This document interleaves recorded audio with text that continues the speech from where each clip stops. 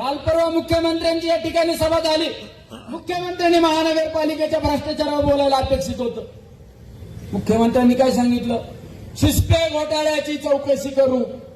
अभिनंदन मुख्यमंत्री साहेब. सिस्पे घोटाळ्यात माझ्या गोरगरीब लोकांचे पैसे अडकले. तुम्ही 8 महिन्यांनी जागे झाले. सिस्पे घोटाळा झाल्यानंतर दिल्लीला गेलो. आदरणीय पवार साहेबांना सांगितलं हे अशा सिस्पे घोटाळ्यात माझ्या गोरगरीब लोकांचे पैसे अडकलेत आणि हे धनदानगे लोक पैसे कमवून परदेशात गेले. कुणी काय या ठिकाणी फिरतात. तुम्ही त्याची चौकशी लावा. मुख्यमंत्र्यांना तुम्ही पत्र द्या.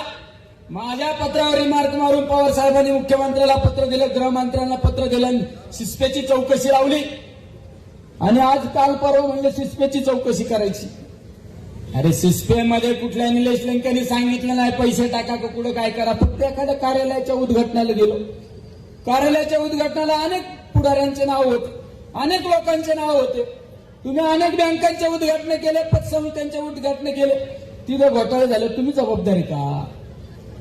मी तर काल परवा सांगितलं प्रवरा सहकारी साखर कारखान्याचे शेतकऱ्यांच्या नावावर कर्ज काढलं, कर्ज माफीत बसवलं आणि ते स्वतःच्या अकाउंटला पैसे फिरून गेले. हे तर तुमचे धंदे, हे आमचे धंदे नाही. आम्ही गरीब आहे, आम्ही गरीब आहे पण स्वाभिमानाने खातो. आम्ही दुसऱ्याच्या ताटातलं ओढून खात नाही हे सुद्धा या ठिकाणी सांगतो. अरे याच नगर शहरामध्ये पटवर्धन सहकारी पतसंस्था नंदकुमार पवार साहेबांची ती पतसंस्था अडचणीत आली. ती पतसंस्था अडचणीत आल्यानंतर तुम्ही प्रवरा सहकारी बँकेला ती हँडओव्हर केली. माझे गोरगरीब ठेवीदार मरून गेले बिचाऱ्यांचे, पण पैसे काढून देताना आले. फक्त 2019ला तुमच्या लाडक्या पोराला खासदार करण्यासाठी माझ्या गोरगरीब लोकांना फसवलं तुम्ही. आणि तुम्ही काय माझ्या बोलता? अरे आम्ही आज पण फाटके, हम तो आज भी फकीर आहे.